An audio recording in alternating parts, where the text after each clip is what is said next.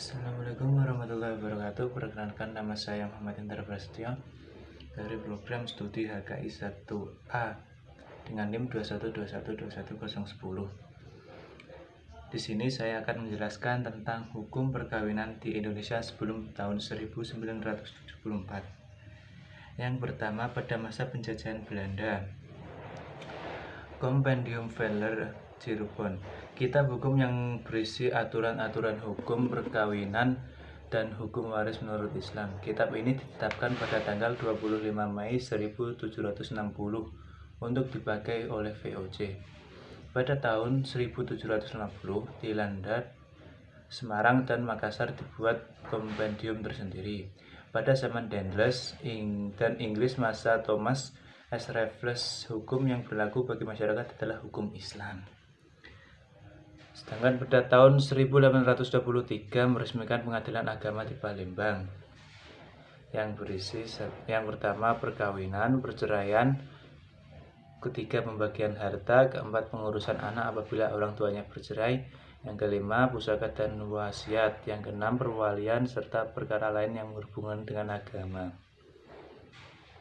Pada tahun 1882 dikeluarkan STBL 1882 nomor 152 tentang pembentukan pengadilan agama di Jawa dan Madura. Pada tahun 1931 dibentuk STBL 1921 nomor 53 tentang 3 pokok ketentuan bagi peradilan agama. Yang pertama, pengadilan agama dipimpin oleh seorang penghulu sebagai hakim, didampingi oleh 2 orang penasihat dan seorang panitera.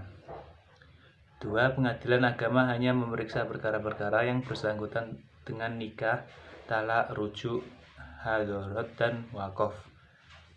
Yang ketiga, diadakan Mahkamah Islam Tinggi atau MIT sebagai peradilan banding atas putusan-putusan pengadilan agama.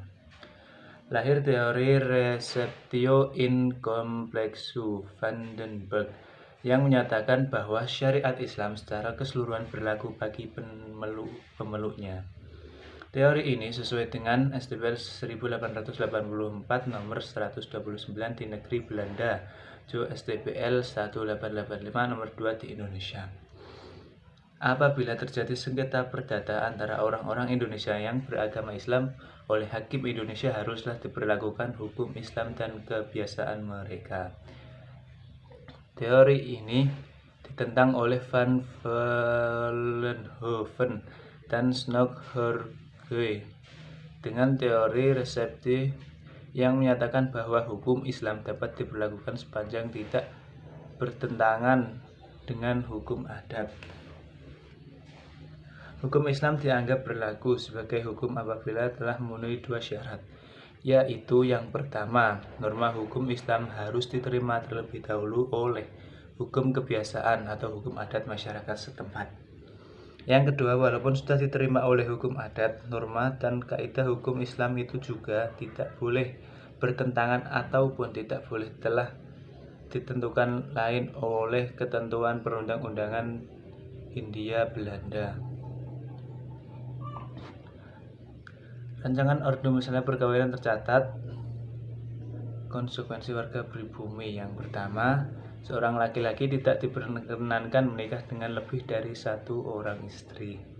Yang kedua, sebuah hubungan perkawinan tidak dapat putus kecuali dengan 3 sebab. Yang pertama, meninggalnya salah satu pasangan, kedua, perginya salah satu pasangan, ketiga, selama 2 tahun dan tidak diketahui kabar tentangnya. Sementara pasangan lainnya mengadakan perkawinan lagi dengan orang lain atas izin pengadilan dan adanya putusan perceraian dari pengadilan. Yang ketiga, setiap perkawinan harus dicatatkan dalam catatan sipil. Setelah masa kemerdekaan, Undang-Undang Nomor 22 Tahun 1946 tentang pencatatan nikah, talak, dan rujuk ditetapkan oleh Presiden Republik Indonesia pada tanggal 21 November 1946 yang terdiri dari 7 pasal. Pasal 1 ayat 1 diantaranya, nikah dilakukan umat Islam diawasi oleh pegawai pencatat nikah yang diangkat oleh Menteri Agama. Talak dan rujuk diberitahukan kepada BPN yang berhak mengadakan pengawasan nikah, talak, rujuk pegawai yang ditunjuk Menteri Agama. Pasal 2, BPN membuat catatan nikah, talak, dan rujuk, memberikan petikan catatan kepada yang berkepentingan. Pasal ketiga, sanksi orang yang melakukan nikah, talak, dan rujuk yang tidak di bawah pengawasan BPN. Sanksi orang yang melakukan nikah, talak, dan rujuk padahal bukan petugas. Pasal yang keempat berisi hal-hal yang boleh dihukum pada pasal 3 dipandang sebagai pelanggaran. Pasal yang kelima berisi peraturan yang perlu untuk menjalankan undang-undang ditetapkan oleh Menteri Agama. Pasal yang keenam terdiri 2 ayat, berisi nama undang-undang dan berlaku untuk daerah luar Jawa dan Madura. Pasal 7 lainnya undang-undang, isinya undang-undang yang berlaku untuk Jawa dan Madura. Sekian presentasi dari saya, kurang lebihnya mohon maaf. Wabillahi taufik wal hidayah. Wassalamualaikum warahmatullahi wabarakatuh.